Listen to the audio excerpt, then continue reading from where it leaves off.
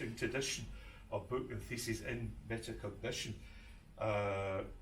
Former students at Strathclyde, Dr Laura and Curry, Dr Claire Daly, Dr Anne Gregg have all done work in this area, and it's great to see that tradition being continued by Taryn. So Taryn's going to tell you all about the journey, why and how, and what the book's all about.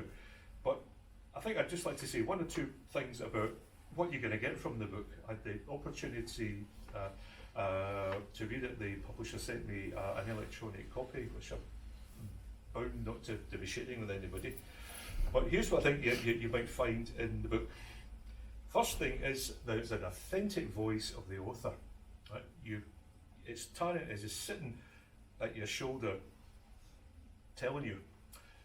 It's a hard act to write that well and that clearly. And I think it's the old aphorism, easy reading is hard writing, and Taryn's done a great job in that. Evidence into practice, absolutely, but also practice into practice, because I think there's a lot of the examples which are in the book are actually drawn from Taryn's work as a tango teacher. As probably most will know, Taryn and Drew are experts in the Argentine tango. I think we may persuade them, maybe shows a few shapes later on.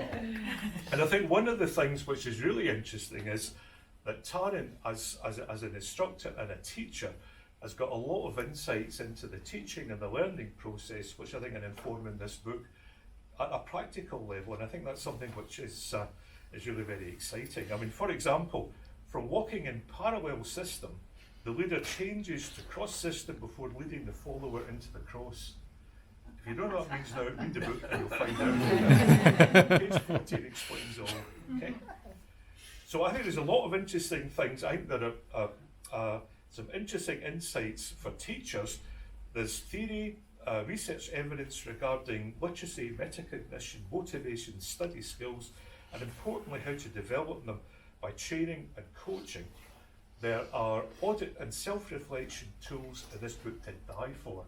Things that schools could use independently, things that EdScience could be using to work with them collaboratively.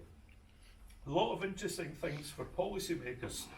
There's a research-led examination of the classic primary 5 or 4th grade, if you're American, slump in reading.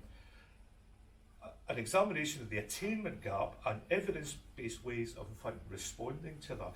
Taryn's got some really, really clear and really exciting ideas about how the attainment gap could be challenged by direct teaching of vulnerable youngsters who would benefit from that, and also the importance of the self-regulatory skills for mental health and well-being. That is I think a particular focus of EdSci practice at the moment, but also I think it's the area of literacy. I mean, I think that well could be something that in the future that policymakers and the government will be asking questions about, and perhaps wondering what are the psychological services in this regard.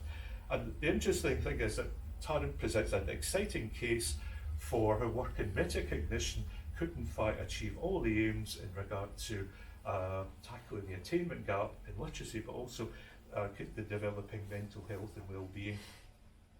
If you're an EdSci, Chapter 4 is a worked example and a model of a DEdSci thesis, which has generated 3 peer-reviewed papers and now this book.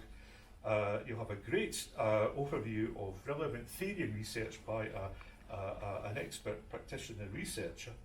We'll also introduce you to the practicalities and remind you of the importance of literacy and metacognition and self-regulatory skills and health and well-being. So I'm going to pass you on to Taryn and she will tell you all about the nuts and bolts of books.